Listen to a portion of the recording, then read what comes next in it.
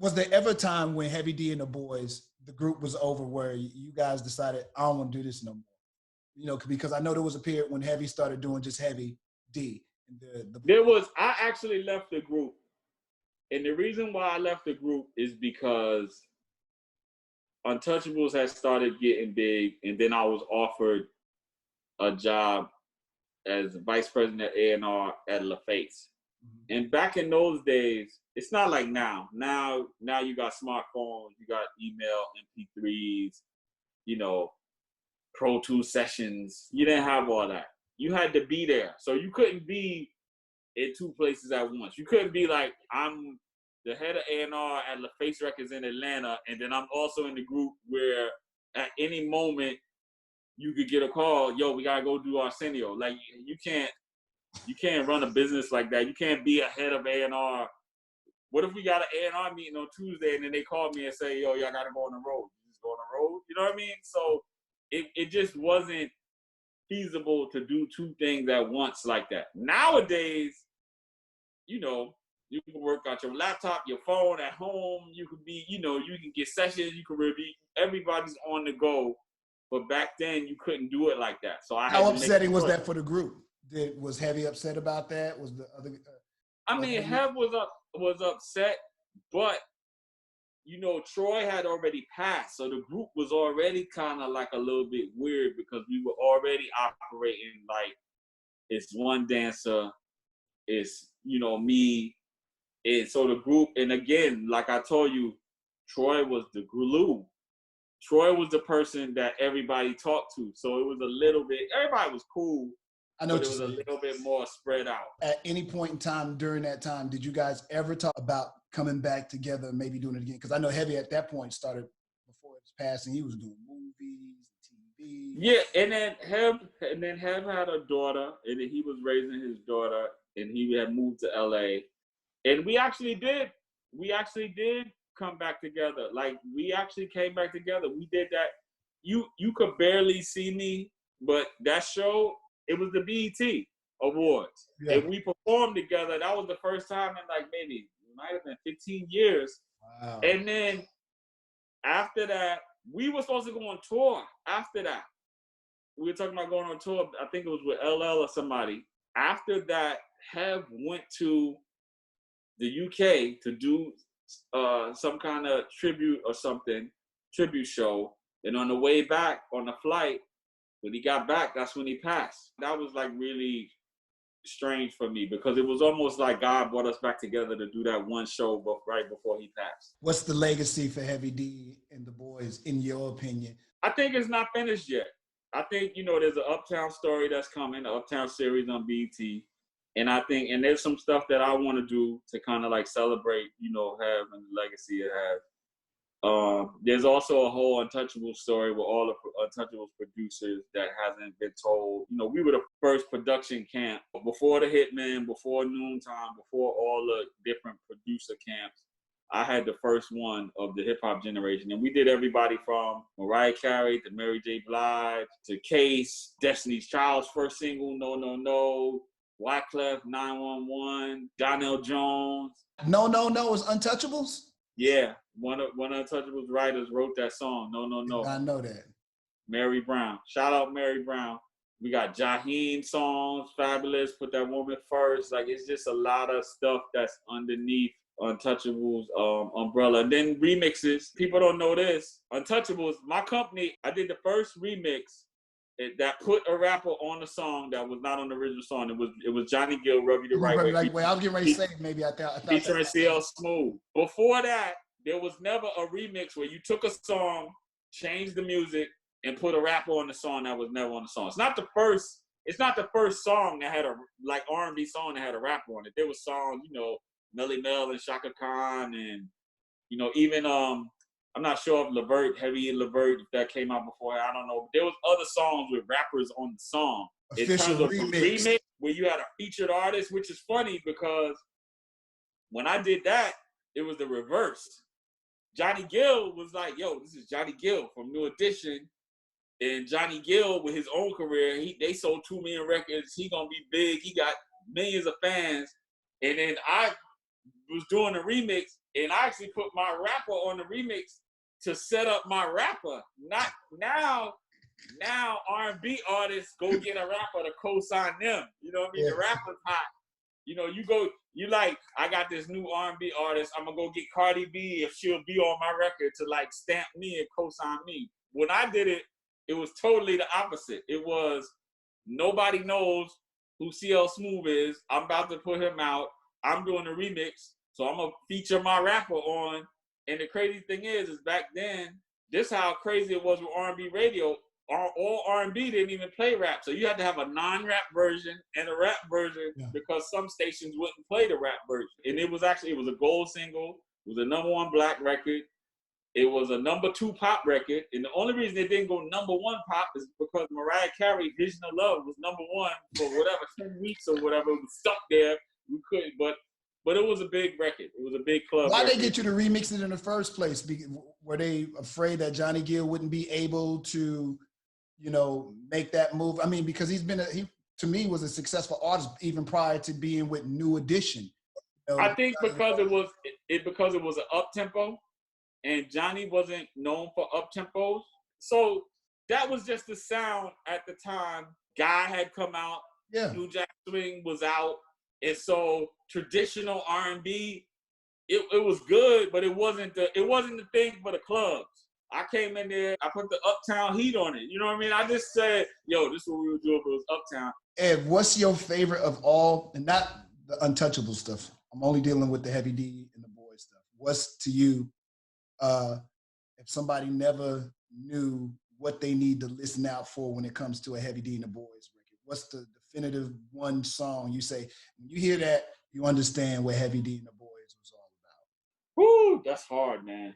Why they were pioneers, how they did what they did. This song right here will sum it up. We don't have one song like that, but I get close.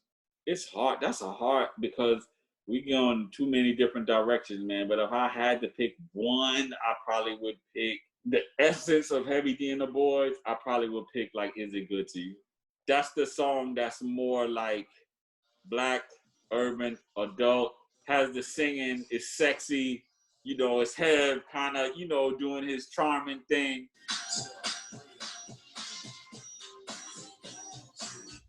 That's a Heavy D and the Boyz classic. I'm kind of surprised you picked that. I would have to, because you only let me pick one. Now, if I wanted to show, I would have to be like, this is me. This is an outsider speaking now. This is an outsider.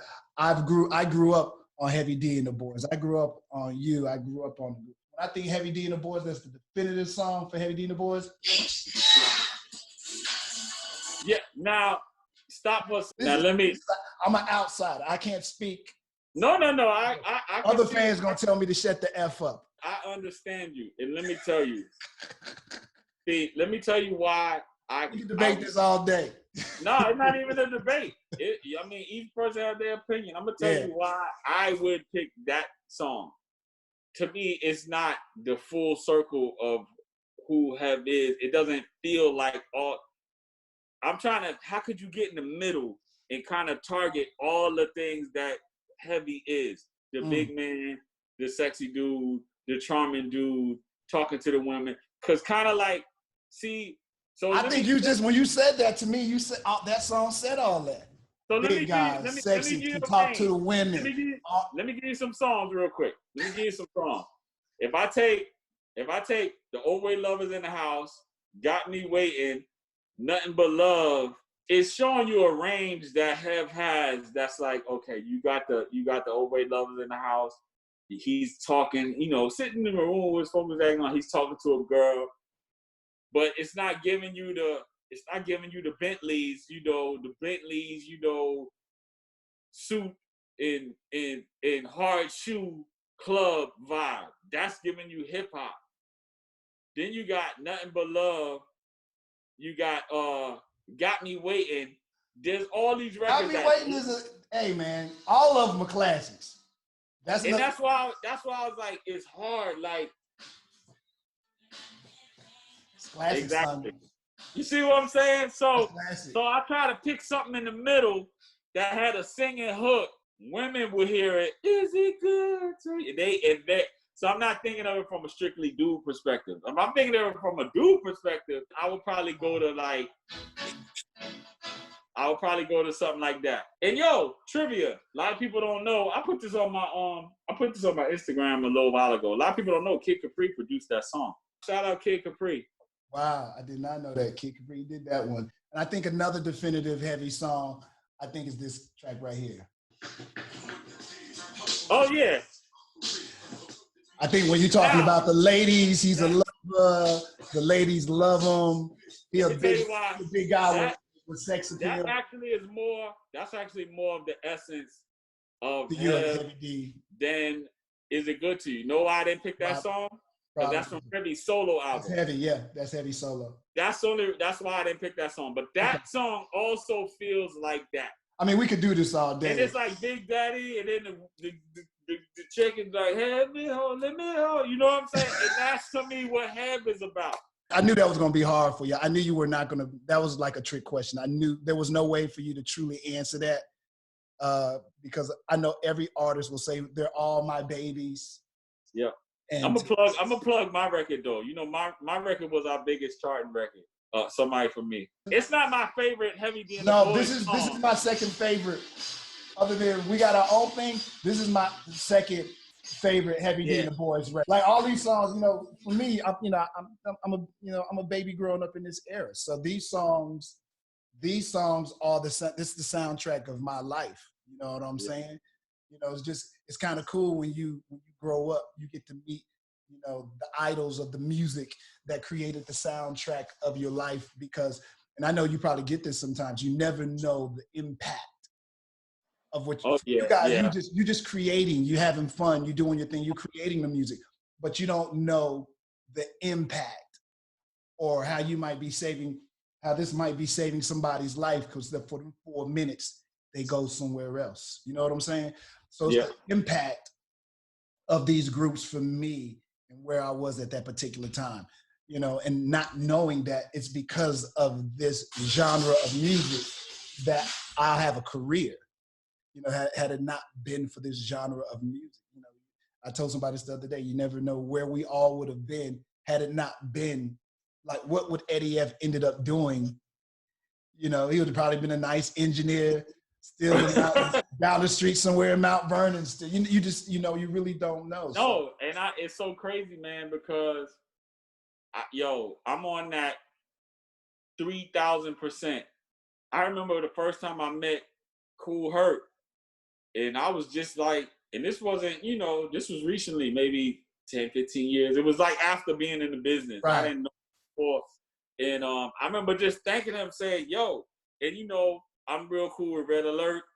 I constantly tell him, like, yo, man, I just thank them because I'm like, yo, they set up a whole groundwork for, you know, a whole industry that a whole bunch of people now are like working actively in, making money, making a living, take care of their families, like off of something that y'all did, you know, in the parks, in the basement, in the, you know, and you know, they didn't know it was gonna turn into a multi-billion-dollar industry. They were just like, yo, we just trying to have fun.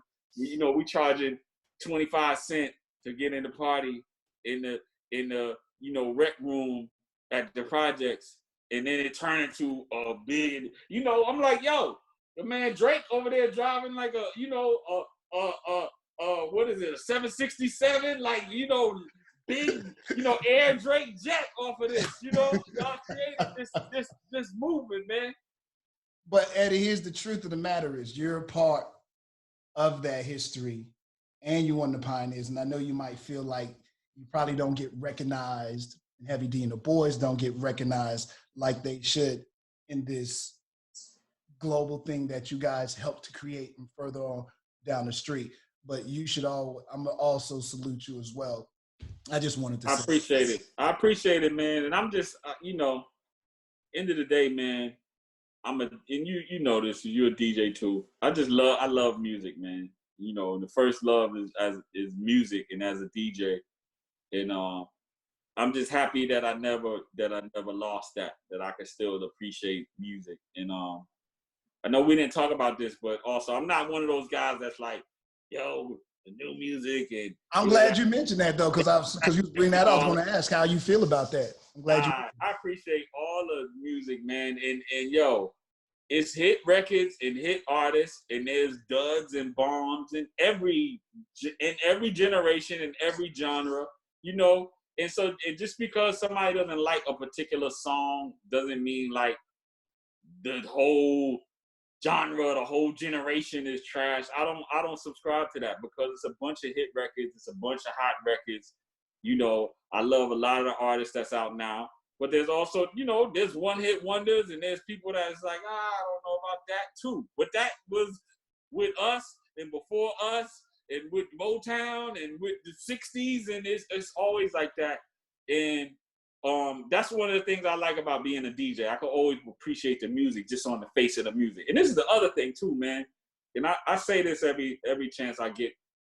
I like to submit to people, because, you know, there was a whole thing going on about mumble rap.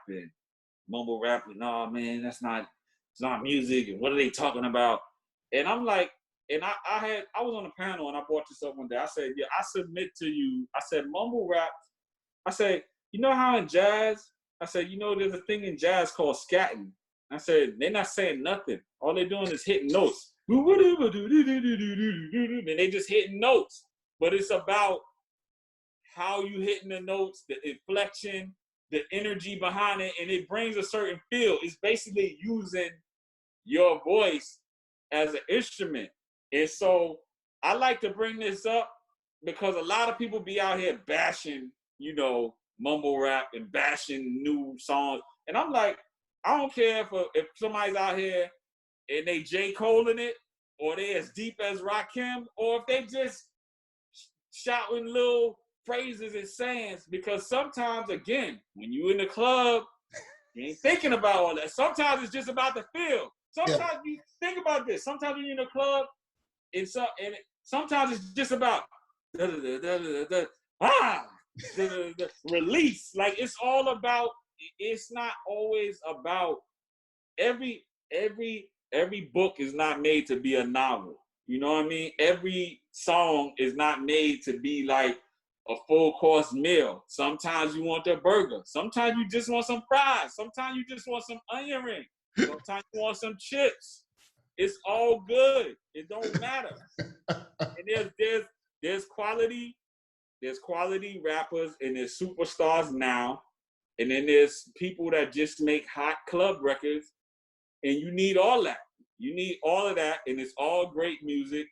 And then there's trash too, just like there's trash in every generation. But we ain't even got to get into that. But my point is, I respect the music and the music people are making now just as much as the music before. And I play it, and I'm a DJ, and I enjoy everything.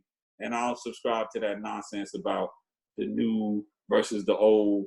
Because I'm sure when we came out and we was rapping, and, you know, some dudes who used to, you know, a generation before us that was singing, think what you were doing right, yeah, wearing tuxedos and bow ties, was probably like, look at these dudes. They wear like sneakers with cat laces, and they yelling on the record. You know what I'm saying? And like, we thought like, nah, this is, you know, and that's you gotta really realize every generation got their own presentation.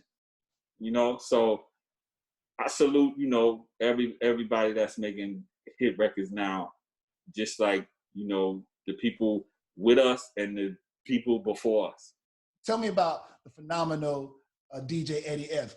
What's his next phenomenon? I know right before all this happened, which is unfortunate, you were just on a soundtrack, you were just promoting that, and then, you know, the world decided, you know what, Eddie, forget that. We getting ready to have a pandemic, so forget everything you're trying to do. Well, that came out last year at Christmas, so that was able to come, and that was good. I got some other stuff that I'm working on.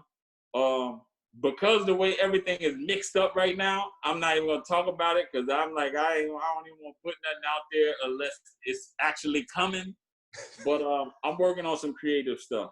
But thankfully, I was already kind of doing like a lot of my business and stuff from home. So when this happened, I was able to just kind of just keep doing what I was doing.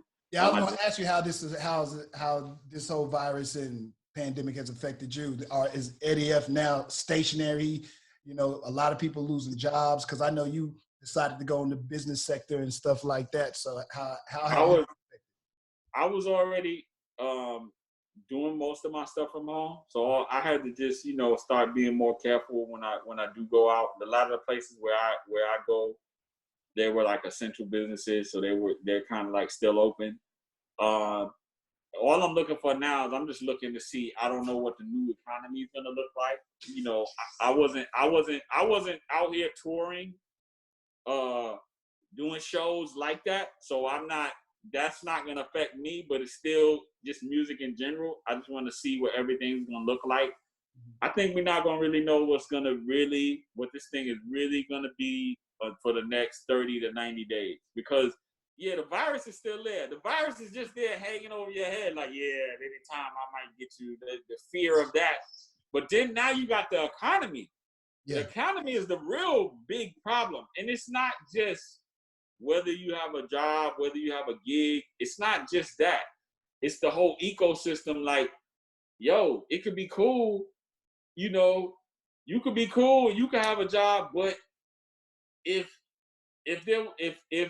for your job to be what it is, there needed to be 7 other people that were buying stuff, and then they not buying stuff, then it's like, okay, your stuff is still diminished, and that's and nobody knows what that is yet.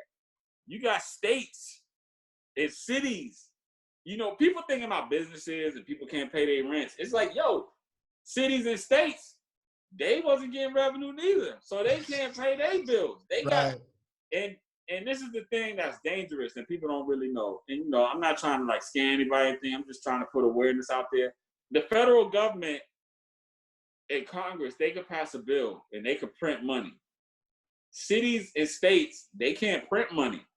They can't say, oh, we got a shortfall of $5 million. Let's just let's go to our, state legislature and pass it and get some more money. Only the Fed can do that. Right. You know what I mean? And so these are real expenses.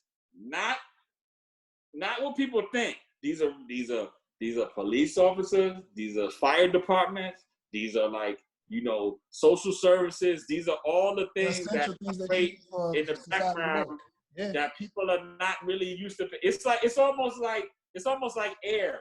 It's like, yo, it's always there, but then now what if it's not always there? People not used to not having that money there. So my point is, we don't know. This is a controversial subject. A lot of this stuff with the states opening up and stuff like that. Some of it is the red states, the blue states. Some of it is selective. And then at the same time, some of it is in the back room. Hey, if we don't open up and do whatever, it ain't gonna be no state for nobody to come back to because ain't no revenue being generated. And in a minute, ain't gonna be no unemployment and no pensions and no nothing for the police, fire department, anything, if we don't start getting some kind of revenue generated. So it's scary. So are you on the ropes about that then? Sound like you on the ropes about like you're damned if you do. Let everybody start getting back acclimated to life. You damn. Oh no, I'm not on the ropes at all. Let me tell you, because I'm gonna just jump out the window here because I already done put it on my Instagram. I've been thinking all this stuff like a couple of like steps ahead. Like I was one of them people before everybody raided the supermarkets and the toilet paper and all. I had already been planning 2 weeks before. I had already shopped. I had stuff already because I see it coming. I saw it coming. I got CNBC on right now in front of me. I'm just watching what they talking about with the money. What's going on? What's going on with the market? What's going on with the Fed? But let me just say this. Everybody was saying, Kemp, yo, he trying to kill black people. He said I'm gonna go back to work, open the beauty shops and the barber shops. And I said, I told some people, a few people called me and I said, and I already knew this. I said, this is the problem. I said, if you're Eddie F, and I'm not gonna throw my man's name out there, but I said, if you're Eddie F, or if you work for yourself, or if you're Jermaine Dupri, or if you're any of these people that can work for themselves and determine if I want to go out or go outside, I said, you good. But I said, if you're a minority and you work for any non-minority owned business, and they say, hey, work is open, and you like, nah, I'm not coming because the virus is out there. I said, then you're gonna lose your job, you're gonna be fired, and you're not gonna be able to collect unemployment, because then it's gonna be like you quit. You voluntarily said, I'm not coming in. So now people have to choose, do I come to work, try and figure it out, try and wear a mask? If they're wearing masks, if you're in a situation where you can wear a mask, if your job is set up where you can social distance, I don't know. I'm just throwing it out there because we don't know what every workplace is set up like. You say no, and then you don't have a job, and then meanwhile, today it's another 3 or 4 million people filed. So a total of 30 million people filed unemployment in the last 6 weeks. So then you say no, you jump out there with all those people that don't have jobs. It's not like it's a little bit of people. The job pool is crazy because there's so many people looking. So every job is gonna have 10 people looking for that job. Yeah. So it's crazy. And I know we totally off music now, but we ain't seen nothing like this. We haven't seen nothing like this in our lifetime. None of us have seen what's about to happen. This is the craziest financial time since the Depression. And they calling it a recession. And this is the thing. The definition of a recession is at least 2 quarters of negative growth. If you have at least 4 quarters of negative growth, it's a depression. So I don't know what's about to happen. All I know is you have the whole country that ain't been out here for a minute. You got 30 million people filed for unemployment. Let me give you one other statistic real quick. Go ahead and scare the hell out of my people that's watching, Eddie. Go on, scare them. No, I don't want. Listen. No, but it's facts. It's facts. Go ahead. I don't want people to be scared. I want you it's to facts. Informed. We'll use the word informed. I want you to have the information.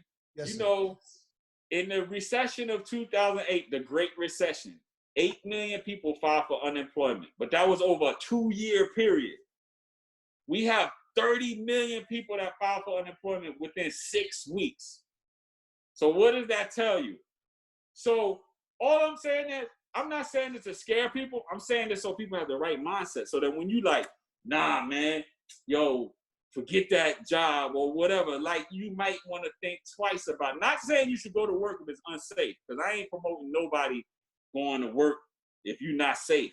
I'd rather err on the side of caution. No, I agree with you, and I feel the same exact way. I'm saying more like people need to take it serious, because like I'm gonna tell you, I'm not gonna throw no names out there, but somebody called me, one of my people from Atlanta, and was like, oh man, yeah man, the federal government, yeah man, they done made so much money for so many years, they gonna have to just, almost like they gonna have to just take care of stuff and make sure people is good and help everybody. And I'm like, no, they don't. I'm like, and that's why I'm telling people, I'm not trying to scare anybody. I'm trying to say, don't sit around and be like, oh, I'm gonna be good.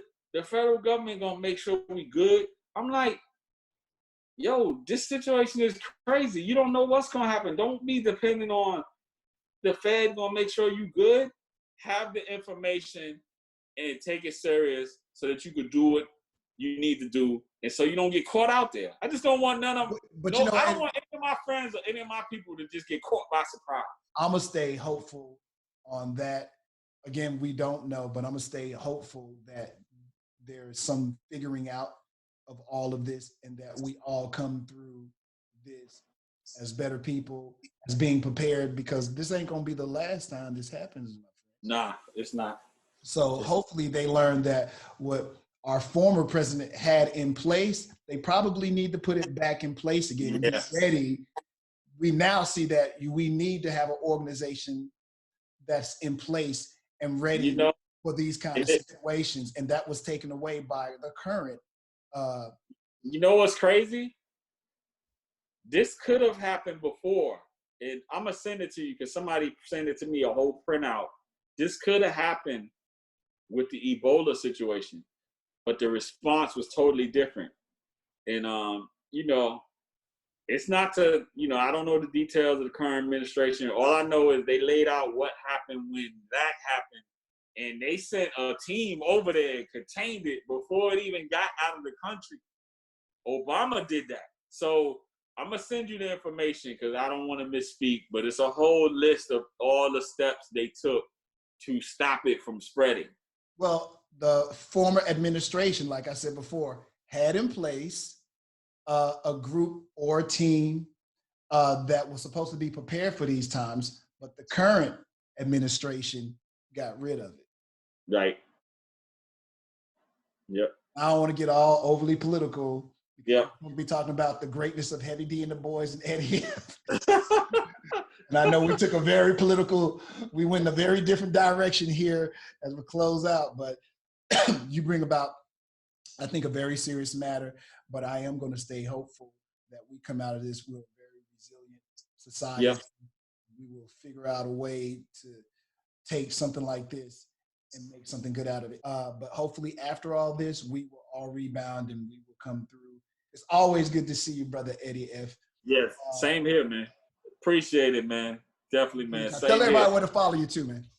Oh yeah, man. You can follow me at DJ Eddie F. DJEDDIEF, and that's everything. That's Instagram. That's Twitter, Facebook.com/DJ Eddie F. It's all DJ Eddie F. Stay safe out there. I can tell by that thing that you got on your face, you ain't going nowhere. Oh yeah, absolutely. All right, Eddie. I appreciate it, brother. All right. Take care, homie.